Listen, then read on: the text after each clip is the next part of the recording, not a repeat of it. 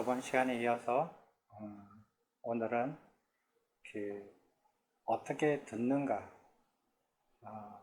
내가 누구한테 질문을 하고 그 답변하는 사람, 질문을 받은 사람은 어떻게 대답을 하고 하는 걸 이제 배웠어요. 그러면은 듣는 사람 입장에서 그 대답을 어떻게 들어야 하는가 하는 문제예요.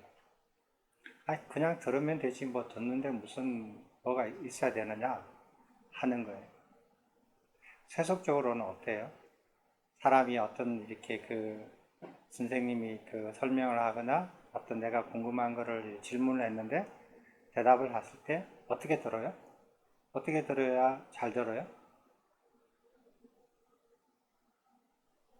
우리 사회에서는 어떻게 통념적으로 생각하고 있어요? 집중해서 들어야죠. 왜? 그걸 듣고 내가 잘 이해하고 받아들이면 내한테 이익이 되니까. 자격증 시험 치는데 도움이 되니까. 내가 그걸 집중해서 안 들으면 내가 학원비도 본전도 못 꺼내죠. 시험 떨어지면. 나만 손해니까. 집중해서 잘 듣고 기억을 잘 해가지고 그걸 내 걸로 만들어야죠. 그게 이제 사회에서는 잘 듣는 방법이에요. 그런데 이제 그거는 어떤 뭐랄까 이해관계가 있을 때 내가 어떤 반드시 이렇게 하지 않으면 안 되는 그런 답변일 때 강의 내용일 때는 그럴 수 있어요. 그런데 또 다른 뭐 이렇게 어떤 청문회 같은 데서 누가 질문하고 대답을 할 때 그럴 때 어떻게 듣는가? 뭐 그냥 이렇게 뭐랄까 쳐다보면서 듣겠죠. 관심을 좀 가지면서. 그런 태도들, 우리가 이런 거를 누구도 이렇게 들으라 라고 이렇게 말한 적이 없어요. 저도 이때까지 사회에서 공부하면서 들을 때 이런 태도로 들어야 된다라고 정확하게 말씀하신 분들이 별로 기억이 안 나요. 아무리 훌륭한 선생님들도 많이 봤고 교수님들도 많이 뵀지만 들을 때 이런 태도를 가지고 들어야 된다라고 분명하게 말씀하시는 분들은 별로 없었단 말이에요. 우리가 그냥 상식적으로 그렇게 안 하니까 선생님한테 맞고 꾸지람 듣고 이렇게 지적당했다 이거예요. 그래서 그렇게 하지는 않지만 그리고 그럼 칭찬받을 만한 듣는 태도는 어떤 거냐? 그런 거는 정확하게 이렇게 뭐 정의 내린 건 없어요. 누가 이렇게 가르침을 준 거는 없어요. 그렇지만 사회에서 통념적으로 들을 때는 이렇게 들어야 된다. 라는 통념을 가지고 있어요. 그것과 한번 비교해 보면서 한번 들어보십시오. 부처님의 가르치면은 듣는 사람은 이렇게 들어야 된다. 이렇게 들어야만 한다. 라는 5가지 조건이 있어요. 그 조건에 맞아져야만이 5가지를 다 충족돼야만이 그 사람은 바르게 듣는다. 바르게 들어서 바른 길로 나아갈 수 있다. 그렇지 않으면 그 사람은 바르게 가르쳐줘도 절대로 바르게 못 나간다. 됐어요? 그 5가지가 뭐냐? 첫 번째로 답변하는 내용을 얕잡아 보거나 무시하거나 비난하거나 결점을 찾으려고 듣는다라는 그런 경우 있죠. 많잖아요. 흔히들 청문회에서 질문하고 대답할 때 상대방의 대답을 듣고 그 결점을 찾아내려고, 약점을 찾아내려고 그렇게 듣잖아요. 그래서 그걸 공격할 빌미로 삼아서 다시 반문하잖아요. 이렇게 해요, 사람들이. 그리고 그 결점을 아주 극명하게 꼭 집어가지고 다시 재질문하는 사람을 잘한다라고 그래요, 사람들이. 그 사람이 뭐 이렇게 떴다라고 그러고, 유명해졌다고 그러거든요. 그런데 청문회에서는 그럴지 몰라도 진리를 배우는 묻고 대답하는 현장에서는 절대로 이런 마음 태도를 가져서는 안 된다라는 거예요. 얕잡아 보거나 내용을 저 너무 내용이 쉬운 거 아니야? 깨달은 사람이 저런 쉬운 내용까지 가르쳤다고? 저렇게 쉬운 내용을 못하러 배우냐? 그냥 집에서 편안하게 그냥 배울 수 있는 거를 왜 머리 깎고 고생하면서 배워? 저런 거를? 너무 쉬운 거 아니야? 이렇게. 저거는 그냥 누구든지 다 할 수 있는 건데 왜 저렇게 힘들게 해서 저렇게 가르치냐? 이렇게 내용 자체가 너무 쉬운 거 아니야? 뭐 무슨 가치가 있는 거야? 이렇게 생각할 수 있어요. 그리고 이렇게 어떤 다른 이유로서 비난을 하려는 목적으로 그 결점을 찾으려고 그래요. 내용에서. 그렇게 듣는 사람들이 있어요. 그 사람들은 정치에 가서 청문회에서 스타가 될 수는 있어도 진리를 공부하는 곳에서는 한 발짝도 못 나가요. 그런 마음의 태도는. 그러면은 잠깐만, 그럼 법의 내용을 얕잡아 보지도 않고 무시하지도 않고 비난하지도 않고 결점을 찾지 않고 그럼 무조건 100%다 무조건 수용하고 다 받아들여야 되느냐? 그건 아니죠. 그건 아니라는 거예요. 그죠? 저희 아까 전에 우리가 여러 번 토론했지만 항상 그 점검을 하라 그랬어요. 근데 말하는 사람의 자격도 점검을 하고 답변도 점검을 하고 다 점검을 하라 그랬지, 답변하는 거를 무조건 다 100% 수용하고 무조건 다 인용하고 무조건 다 따르라고는 얘기하지 않았어요. 하지 않아, 그렇게 권유하지도 않고 그렇게 말하지도 않아요. 그거와 정반대로 100% 수용하고 100% 따르라고 하지도 않지만 듣지도 않고 처음부터 무조건 비난하고 결점을 찾으려고 하지 말라라는 거예요. 이거는 이렇게 극과 극이에요. 극과 극인 방법이에요. 됐어요? 그래서 어떤 사람들은 결점을 찾기 위해서 이렇게 답변을 듣는다. 이런 거는 이렇게 진리를 서로 토론하는 데서는 안 맞다라는 거예요. 정치에서는 통할 줄 몰라도 안 맞다라는 거예요. 이거와 정반대의 태도를 가지는 것은 무조건 다 받아들이는 거예요. 말하는 쪽쪽 다 받아들이는 거예요. 옳다 그러다 생각도 안 하고 무조건 다 100% 저분의 입에서 나온 말은 저 책에서 나온 내용은 100%다 받아들이는 거예요. 그런 일을 하지 말라는 거예요. 그러면 이것과 똑같은 반대 방향에 있는 것은 100% 무조건 비난하고 결점을 찾으려고 하고 얕잡아보고 무시하지 말라는 거예요. 내용을. 됐어요? 이렇게도 하지 말고 저렇게도 하지 말고 양쪽으로 치우치지 말고 이렇게 들어야 된다 이 소리입니다. 됐죠? 대답하는 사람을 무시하는 거예요. 대답하는 사람을 얕잡아보고 무시하고 그리고 그 사람에 대해서 불만이 있어요. 저 사람을 싫어해요. 분노해요. 그렇게 하지 말라는 거예요. 자, 부처님의 가르침을 어떤 흑인이 가르친다고 해서 흑인을 싫어하는 사람이 그 말하는 사람을 무시하거나 경멸하거나 분노하거나 그러지 말라는 거예요. 혹시 또 그 말하는 사람이 아시아인이라고 해서 승려가 아시아인이라고 해서 다른 사람들이 아시아인을 싫어하는 사람이 그 법을 설명하는 사람을 두고 아시아인이라는 이유로서 그에 대해서 얕잡아 보거나 무시하거나 분노하거나 막 이러지 말라는 거예요. 다른 어떤 이유로서.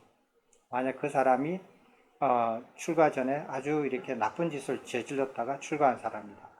그래서 그 사람의 역사가 별로 안 좋은 사람이라서 나는 그게 대해서 저 사람을 말하는 사람을 신뢰하지 않고 비난하고 막 분노하고 막 그래요.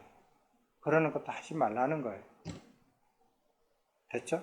자, 이거는 무슨 소리냐면 저 사람은 내가 너무 좋아하는 스타일이에요. 그럼 저 사람이 출가를 해서 아니면 뭐 어떤 성직자가 됐어.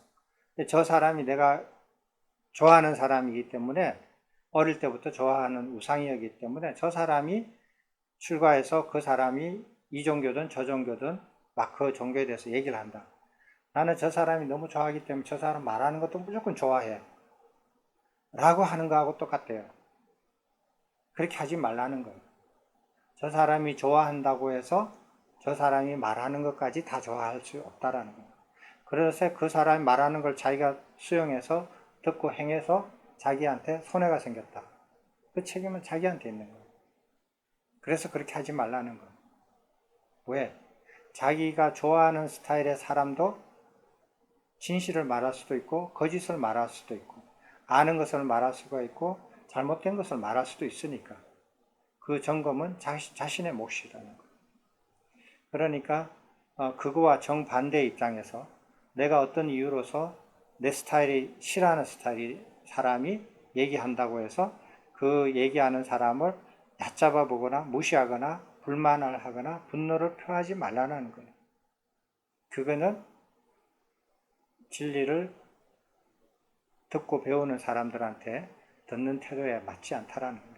그렇게 들으면은 그 사람은 추석할 게 없다라는 거예요.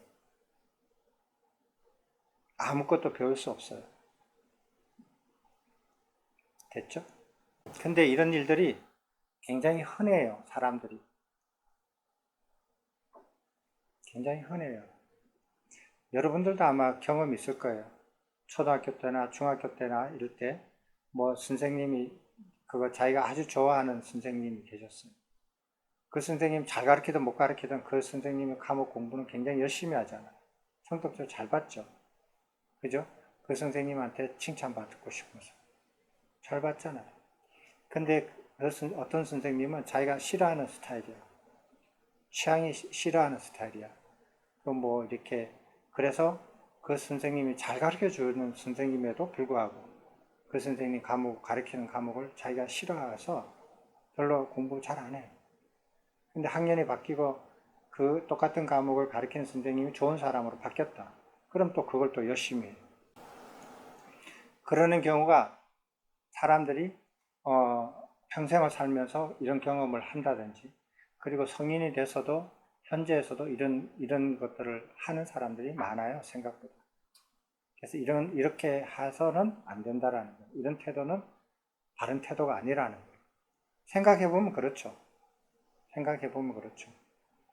자, 당연하지만은 당연한 걸 이렇게 써놓고 보면 그걸 5가지로 딱 요약해서 말하는 것은 쉽지 않는 일이에요. 세 번째, 많은 사람이 요즘은 아니겠지만 어떤 사람들이 이렇게 얘기하는 경우가 있어요. 부처님의 가르침을 만약에 이렇게 설명할 경우 그 사람들이 어떻게 마음으로 생각하냐. 부처님은 아주 높고 고귀하신 분이야. 그리고 깨달은 내용은 굉장히 심오하고 어려운 내용이야. 나는 그냥 이렇게 오염이 되고 죄가 많고 그리고 평범한 사람이라서 그건 이해할 수 없어. 나는 범부야. 그러니까 나는 부처님 가르침을 이해하려고 하지 않고 그냥 그렇게 이해하시는 분들 뒷바라지나 하고 살아야지 나는 그렇게 이해할 수 있는 그런 자질을 갖춘 사람이 아니야. 내가 뭘 알겠어? 이렇게 생각을 하는 거예요. 이렇게 해서 자기 자신을 스스로 낮춰버려요.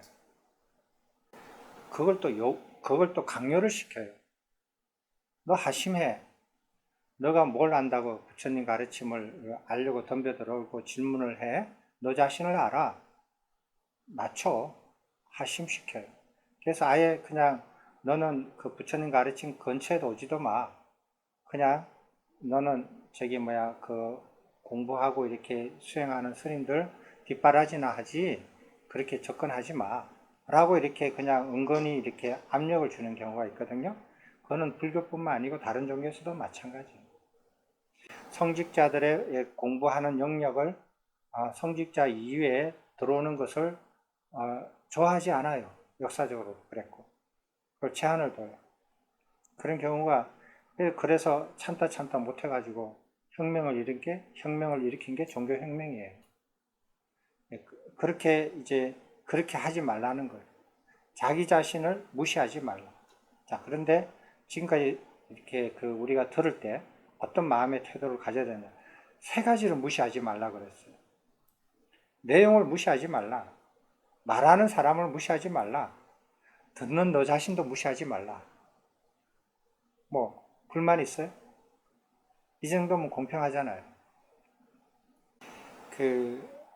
우리가 이제 학교에서 소크라테스가 너 자신을 알라라고 말을 했다라고 이렇게 알고 있죠. 근데 그게 사실이 아닌 거 아시죠? 아는 사람 있어요? 있어요, 없어요? 그럼 소크라테스가 너 자신을 알라라고 말했다라고 알고 있는 분 손 들어봐요. 안 들어봤어요? 음.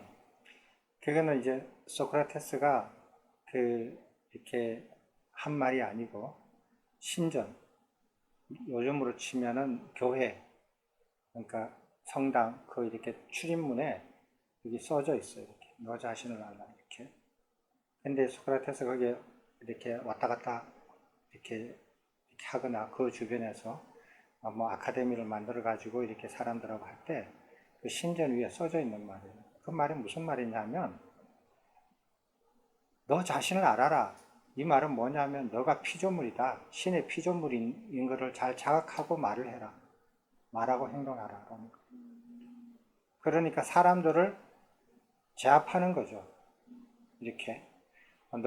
그 사람들을 피조물화 시키는 거예요. 이렇게. 까불지 말라 이 소리예요. 한마디로. 우리가 알고 있는 그 학교에서 배운 내용하고 정반대의 의미로서 지금 사실이에요. 근데 사람들은 다 그렇게 한 거거든요. 가서 오늘 집에 가서 인터넷 공부해 보세요. 그게 사실인지 아닌지. 아니라면 다음에 와서 저한테 얘기해 주세요. 제가 잘못 알고 있다면. 그렇듯이 사람을 정신적 노예화 하려고 하는 그런 것들이 조금 경향이 있어요. 사람들. 정신적으로 상하의 관계를 갖추면 굉장히 편하거든요. 상에 있는 사람 입장에서는. 그래, 정신적으로 상하의 관계를 두려고 한다. 경제적으로 상하의 관계를 둔다. 권력적으로 상하의 관계를 둔다. 부의 관계로서 상하의 관계를 둔다. 다 이렇게 돼 있잖아요. 시스템으로. 다 있는데 왜 정신적인 세계에서만 상하가 없이 모두 다 평등하게 하느냐. 이게 불편하다. 이거. 상에 있는 사람들. 그래서 상하를 두게 하는 거예요. 그러지 말라는 거예요. 그래서 너가 하의 위치에 있는 것처럼 다른 사람이 말을 하더라도 혹은 너가 스스로 생각하더라도 그렇게 생각하지 말라는 거예요. 너 자신을 무시하지 말라. 그렇게 하면은 진리를 배우는데 도움이 전혀 안 된다. 그래서 너 자신을 알라가 아니라 너 자신을 무시하지 말라. 이렇게 해야 돼요.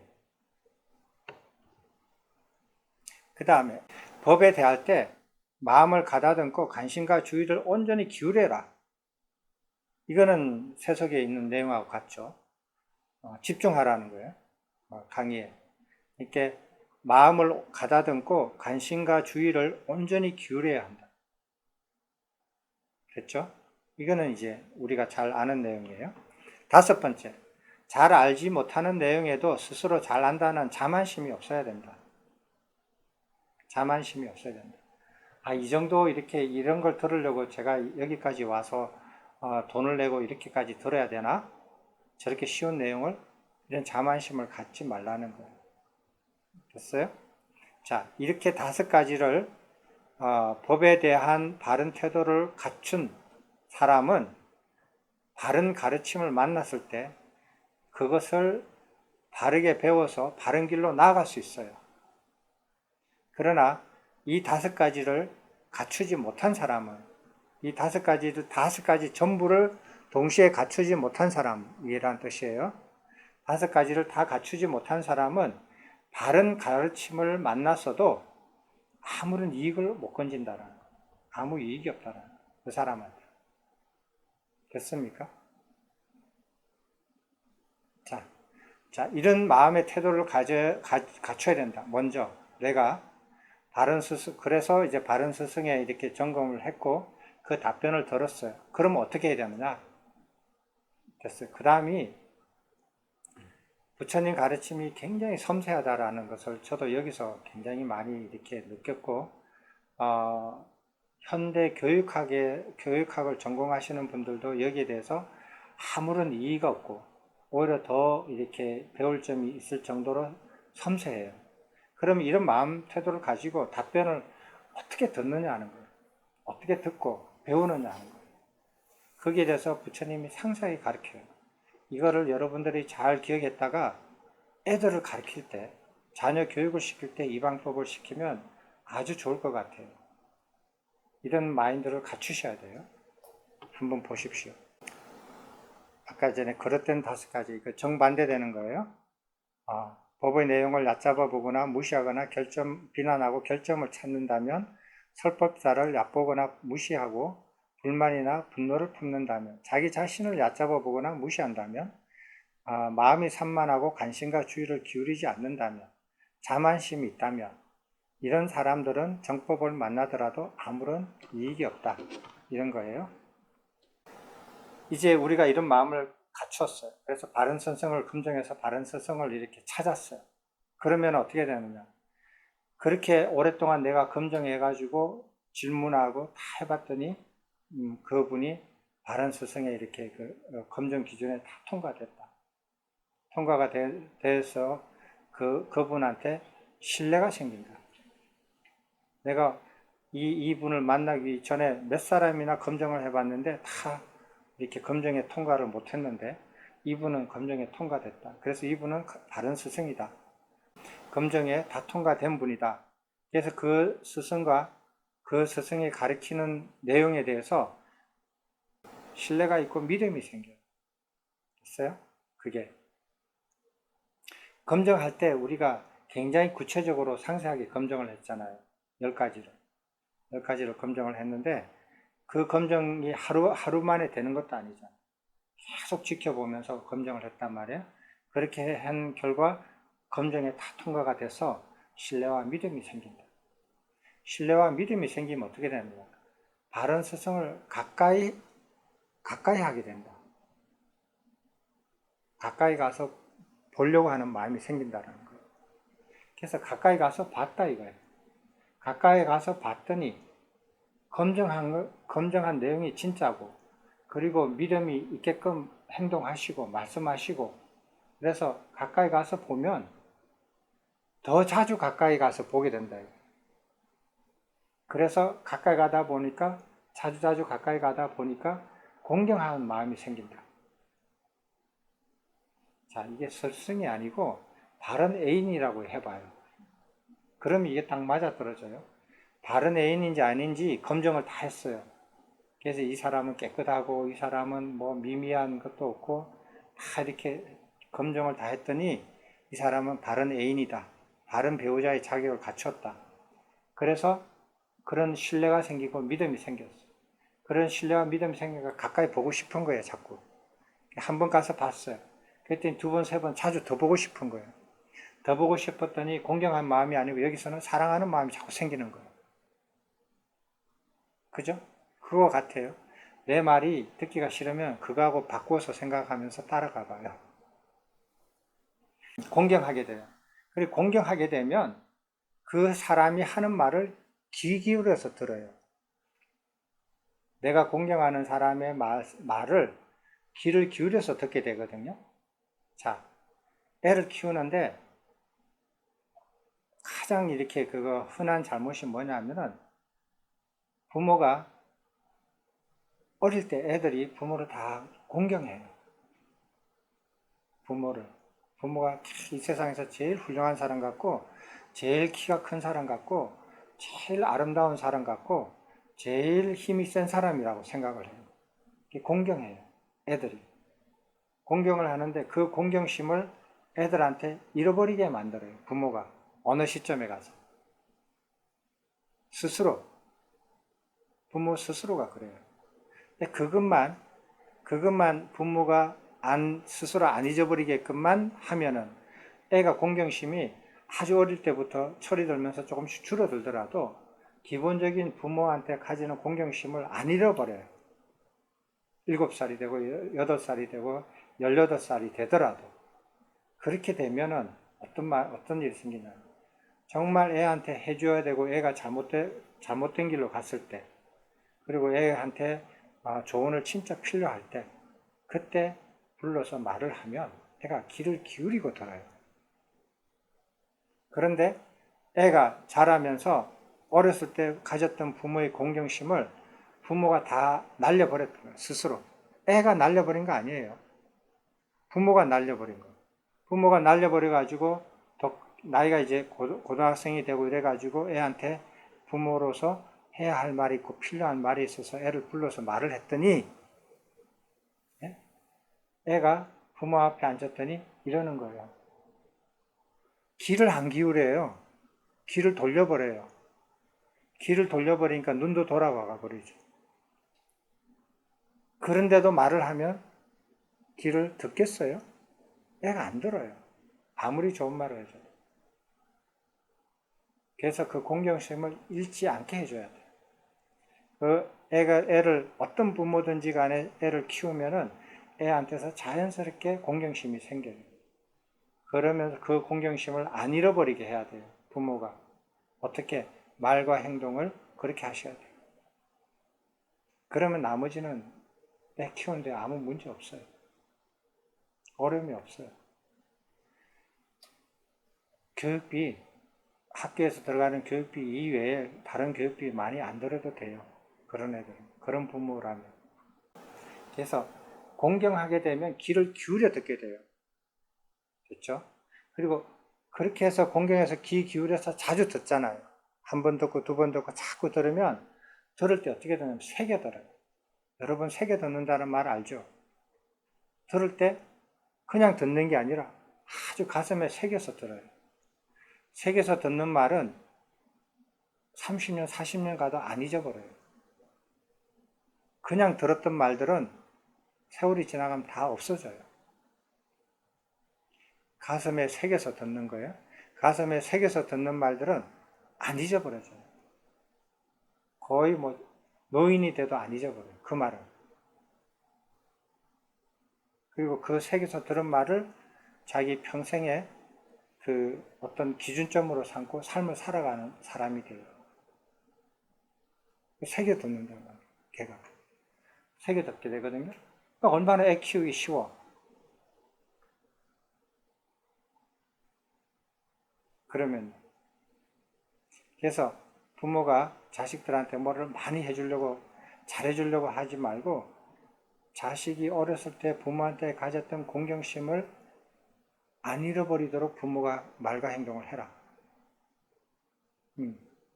그게 이제 바른 스승으로 자식이 부모를 어느 정도 삼게 되는 경우에요. 그러면 자식이 부모 말을 이렇게 정말 새겨서 들어요. 그리고 그런 말을 자주 해주지도 않아요, 부모님. 한 2, 3년에 한 번? 그런 말을 어떻게 안 새겨 듣겠어요? 새겨 듣는다. 자, 새겨 듣는다.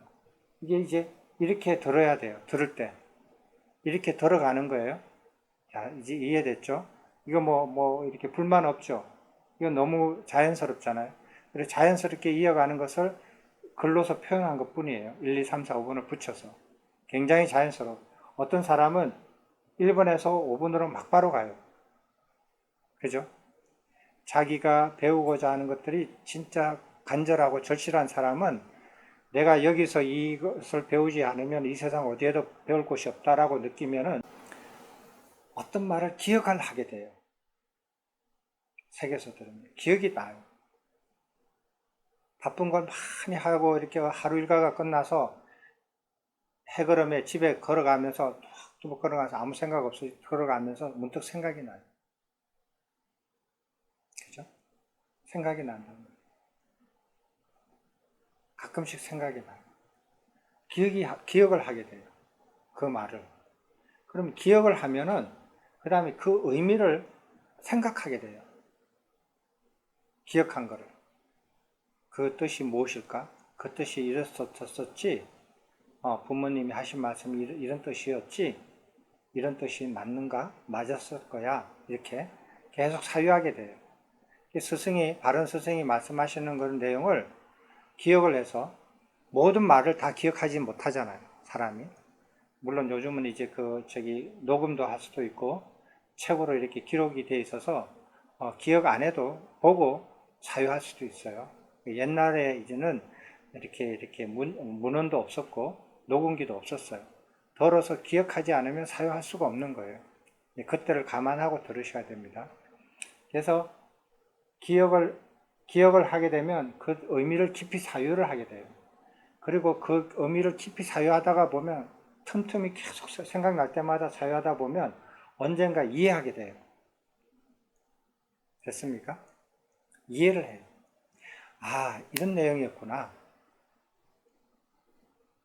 이런 내용이 있구나. 다 이해를 해요. 자, 이해를 하면 어떻게 되느냐. 이해를 하면 이해한 가르침을 동의를 하고 인정을 하고 수용하게 돼요. 맞습니까? 예. 이해하고 그게 옳구나라고 이해를 하게 되고 옳구나라고 받아들이게 되면 그게 옳고 그게 사실이고 그 다음에 그게 내한테 이익을 준다라는 걸 알게 돼요. 이해하는 순간에. 그죠? 그러면은 그걸 자기가 수용하게 돼요. 근데 이해하는 순간 사실이 아니고 이익도 안 되고 이거는 옳지 않다라고 이해가 딱 되는 거예요. 그 순간 딱 버리는 거예요. 그죠? 그런데 바른 스승한테 바른 가르침을 듣고 사유에서 이해했다면 이것은 옳은 것이고 바른 것이고 사실이고 이익을 준다. 이해하는 순간 그걸 알게 돼요. 그럼 그걸 수용하게 됩니다. 그죠? 그렇게 하면은 그것을 승인이라는 말로 쓰는데 그것을 이해해서 수용하게 되면 그러면 그 가르침, 자기가 이해한 가르침은 자기께 돼요. 스승에서부터 제자로 그 법이 넘어오는 거예요. 내게 돼요. 이해됐습니까? 어떤 사람이 가장 이렇게 그 최첨단의 기술에 특허를 가지고 있는 사람이 있어. 그 특허를 가지고 있는 사람 거를 내 거로 만들려면 어떻게 돼요? 특허권을 돈 주고 사야 되죠. 그죠? 그렇게 하면은 그 특허에 등록되어 있는 기술은 내 거가 돼요. 그렇지만 그 사람한테 들어가서 제자가 돼서 그 사람 밑에서 배웠어요. 배워가지고 그 사람이 특허 낸 내용도 다 내한테 가르쳐 주고 그리고 특허 내지 않는 더 앞에서 더 아직 하지 않는 기술까지 내가 다 배웠어요. 배워가지고 내가 습득을 하고 내 걸로 만들었어요. 그죠? 근데 그분은 이제 나이가 드셔서 돌아가셨어요. 그럼 그 기술은 누구 거 돼요? 내 거 되죠. 왜? 내가 내 것으로 만들었으니까. 그래서 내가 특허를 등록할 수도 있고 등록 안 할 수도 있고 또 내가 제자들한테 가르쳐서 그걸 줄 수도 있어요. 그죠? 그런 거 아니에요? 이게 바른 가르침도 그래요. 바른 가르침을 알고 있고 그것을 가지고 있는 사람이 그 법에 대해서 바른 태도를 가지고 있는 사람한테 설명을 해서 가르쳐줘서 그 사람을 한테 주는 거예요. 주는데 이제 내 것도 되지만 배우는 사람 것도 됐어요. 이제. 그래서 내가 죽으면 이거는 이 사람 거가 돼요. 배운 사람 거. 그 첫 번째가 뭐냐 하면은 바로 승인이에요. 그 가르침 전체를 다 가지고 가야 되잖아요. 가지고 가야 되는데 지금은 하나만 딱 가진 거예요. 그래서 그 특허에 관련되어 있는 모든 기술들을 내가 다 습득을 해야 거기서 더 응용해가지고 더 나은 기술도 내가 개발할 수 있잖아요. 근데 그 기술 전부 다를 배워야 그런 능력이 생기잖아. 한 가지만 딱 주면 배우면은 그렇게 능력이 안 생겨요. 그렇지만 그 한 가지를 처음에 배울 때 처음부터 다 배울 수 어떻게 있어요? 한 가지부터 배워야 될 거 아니에요. 한 가지 배우고 그 다음에 두 가지 배우고 그 다음에 세 가지 배우고 차근차근하게 해서 나중에는 전체로 다 배워야 되잖아요. 그죠? 처음에 한 가지 배울 때 그 한 가지가 내 거가 돼요. 전체를 다 배워서 그 전체를 내가 다 습득하면 그 전체가 내 거가 되는 거예요. 맞습니까? 그거와 같이 처음에 한 가지를 어떤 가르침에 대해서 한 가지를 내가 이해해서 수용을 했다. 그럼 그게 내게 돼요. 근데 그 내가 한 가지만 내 거가 됐어요. 나머지 거는 내 게 아니에요. 그러면 내가 내 것을 만드는 하나를 내 것을 만드는 방법을 어떻게 해요? 다른 것에도 내 것이 안 된 다른 가르침에도 적용을 해서 반복을 해야죠. 반복을 하면은 내 것이 된 것이 하나에서 둘, 둘에서 넷, 넷에서 여덟 이렇게 커져가요. 그래서 언젠가는 그 전체가 내게 돼요. 됐습니까? 이 과정을 말로서 설명해 보자고요. 됐습니까? 근데 가끔 설법을 할 때 이렇게 설명하시는 분들이 있어요. 법을 내 거로 만들기 위해서 반드시 수행을 해야 된다 라고 말씀을 하시는 분들이 계세요. 들어봤어요? 수행을 해야만이 불법이 내 걸로 된다. 내가 내 것으로 된다. 이런 말씀을 하시거든요. 이런 표현을 해요. 사과가 있는데 사과를 먹어봐야 맛을 안다. 음식을 내가 먹어보지 않고서는 그 맛을 알 수 없다. 그렇듯이 불법도 자기가 수행을 해봐야 내 것으로 만든다. 이런 말씀을 하시는 분들이 있어요. 저도 처음에 이런 말씀을 들었을 때 굉장히 젊었을 때는 굉장히 그 말이 그냥 굉장히 흥미로웠어요. 왜? 누구도 그런 말을 안 하거든요. 다른 분야에서는 다 이렇게 아주 이렇게 경험 많고 능숙하고 훌륭하신 이렇게 학자들이나 교수님들이 그런 말 안 해요. 내가 가르친 거 잘 배워서 습득해서 하면 네 거다 이러지, 네가 가서 네 입으로 먹어봐야 네게 된다라 이런 말 안 하거든요. 처음 듣는 말을 하니까 굉장히 싱그럽게 들리고 신선하게 들리고 매혹적으로 들렸어요. 예를 한번 들어볼게요. 자, 만륜력 법칙을 아시죠? 뉴턴이 발견한 중력의 법칙, 만륜력 법칙이 있어요. 만륜력의 법칙을 내가 내 것으로 만들고 싶다. 가능하죠? 그죠? 어떻게 만들어요? 이것대로 하면 돼요. 자, 만륜력 법칙을 책을 딱 펴가지고 뉴턴이 발표한 만륜력 법칙을 딱 펴놓고 거기에 들어가 있는 수학 지식들을 기본적으로 내가 공부해서 수학 지식에 갖고 그 다음에 그 만륜력 법칙을 깊이 사유해가지고 이해를 하고 이게 이래서 이걸 만륜력 법칙이라고 하는구나. 그 현상과 원리를 이해를 하고 그게 이해를 해서 수용하면 그게 내 거가 돼요. 그죠? 그 만륜력 법칙이 내 거 된단 말이에요. 그러면은 그 만륜력 법칙이 이렇게 해서 다 내 거가 됐고, 그래서 뉴턴이 죽고 난 다음에도 많은 사람들이 그 뉴턴의 만륜력 법칙을 자기 걸로 만들어 가지고 로켓도 만들고 ICBM도 만들고 뭐 별짓을 다 한단 말이에요. 다 만들어요. 그런데 어떤 사람이 나타나서 뉴턴의 만륜력 법칙을 너 걸로 만들기 위해서 63 빌딩에 올라가가지고 꼭대기에 올라가서 떨어져 봐야 한다. 이렇게 말하는 거예요. 그러면은 그 말을 따라서 하는 사람이 이 세상의 물리학자 중에서 한 명도 없어요. 그렇게 한 물리학자는. 그럼 바보 짓이거든요. 말이 안 되는 짓이거든요. 그래서 불법을 자기 걸로 만드는 것은 승인을 해야 자기께 되지 수행을 한다고 해서 무조건 자기께 되는 거 아닙니다. 자, 다시 얘기해 볼게요. 책상 위에서 만륜 벌칙을 이해한 사람은 63빌딩 올라가 가지고 거기에서 낙하 실험을 안 해도 알아요. 자기께 돼요. 책상 위에서 만륜력 법칙을 자기 걸로 못 만드는 사람은 63빌딩 위에 올라가서 낙하 실험을 수백 번 해도 몰라요. 바른 가르침을 이해를 해서 자기 걸로 만들지 않는 사람이 수행을 수천만 번 해도 자기께 안 돼요. 그게 말이 안 되는 소리예요. 이런 점들은 여러분들이 한번 다시 생각을 해 보셔야 돼요. 깊이 생각을 해 보셔야 돼요. 말이 그럴듯하고 들어보지 않고 매혹적인 말이라 하더라도 그게 틀릴 수가 있어요. 지금 와서 생각해 보면 젊을 때 왜 내가 그 말을 지금처럼 반박하지 못했는가, 내 자신이 부끄러울 때가 많아요.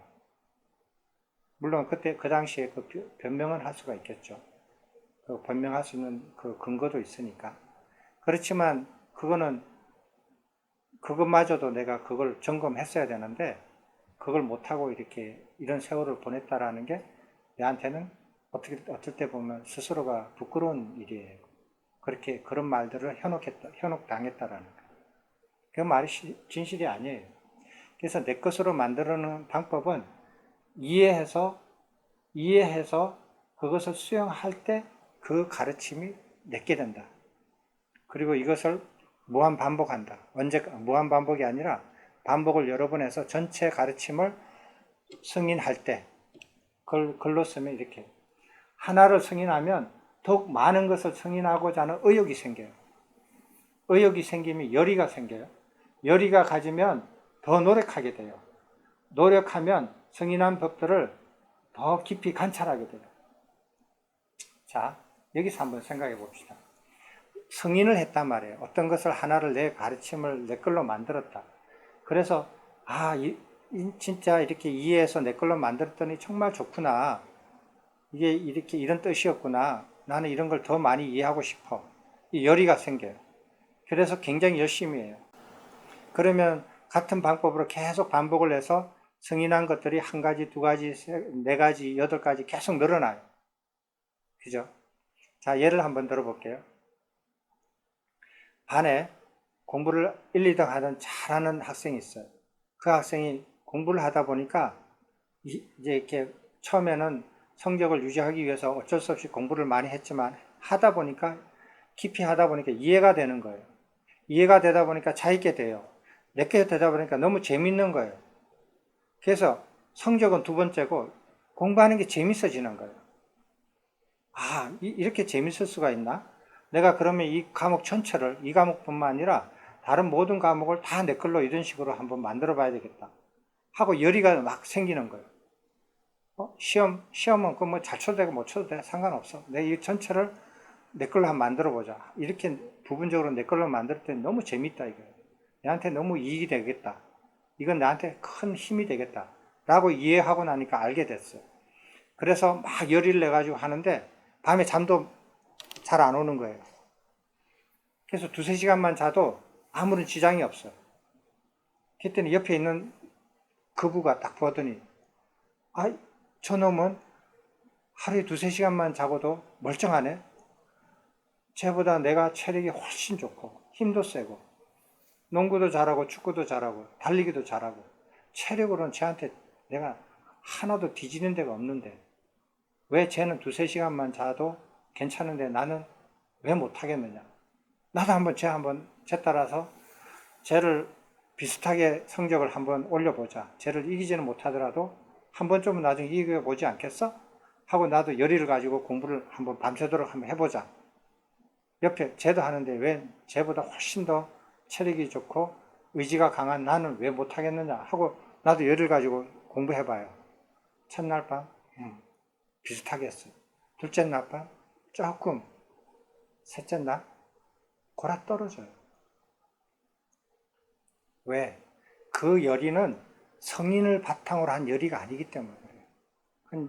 그거는 욕심이거든요. 욕심이고 경쟁심이고 시기심에 의해서 열의가 생긴 거예요. 그런 건 오래 가지 않아요.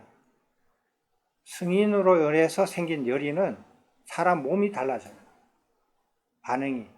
그래서 잠을 적게 자고 적게 먹어도 사람이 더 뚜렷하고 더 생생해지고 더 건강해져요. 그런 사람이. 그렇게 해서 열의가 생기게 되고 그 열의를 가지면 더 노력하게 돼요. 그래서 그렇게 열의를 가지고 밤새도록 공부 열심히 하는 공부 잘하는 애가 옆에 공부하는 그부가 자기 따라서 체력 믿고 막 그렇게 하는 거예요. 속으로 뭐라 그러겠어요? 자식 귀엽네. 며칠간 한 두고 볼까? 며칠 못 갈걸? 며칠 못 가요. 그게 아무나 하냐? 못해요. 이런 열의를 생기는 거예요. 이런 역시 열의를 가지고 노력을 하는 거예요. 그래서 승인을 됐을 때 생긴 열의하고 시기심, 질투심 혹은 이렇게 탐욕으로 생긴 열의하고는 질적으로 사람이 달라요. 그런 열의는 사람을 못 바꿔요. 열의를 가지고 열심히 노력하게 되고 깊이 관찰하게 돼요. 그러니까 자기가 승인한 법들을 자기 걸로 만든 법들을 계속 관찰해 가면서 이걸 하나씩 늘리거든요. 그렇게 되면 결국은 언젠가는 전체를 이해하기 시작해요. 전체를, 법의 전체를. 그래서 전체를 이해하고 전체를 수용해서 알게 돼요. 그걸 인지한다라고 얘기를 해요. 인지를 하는 거예요. 자, 인지를 하게 되면 어떻게 되면 그 전체를 내가 이제 법의 가르침의 전체를 알게 되는 거예요. 그 구조랑 시작과 끝을 중간을 다 알게 돼요. 그러면 어떻게 된다? 이게 인지한 법 내용 따라서 내가 실천하게 돼요. 이 안에 실천을 어떻게 하는가도 다 이 법의 전체 안에 들어있거든요. 그래서 그것을 실천하게 될 때 법을 성취하게 돼요. 그걸 성취라 그래요. 성취하게 되면 열반에 도달하게 된다는 거예요. 이게 듣는 사람의 태도예요. 듣는 바른 학습 방법입니다. 됐습니까? 그래서 한번 보십시오. 바른 스승을 점검을 했다. 바른 스승을 찾았다. 그 스승한테 찾고 난 다음에 그 스승의 가르침과 그 스승한테서 신뢰와 믿음이 생겨서 가까이 하게 돼요. 가까이 하게 됐더니 가까이 가서 친견하게 됐더니 한 번 가까이 갔더니 더 자주 가게 돼요. 더 자주 가게 됐더니 공경심이 생겨요. 공경하는 마음이 생겼더니 자꾸 말을 하면 귀담아 듣게 돼요. 귀를 기울이게 돼요. 자꾸 귀를 기울이게 됐더니 어떤 말들을 새겨 듣게 돼요. 새겨 들었더니 기억이 나요. 기억을 하게 돼요.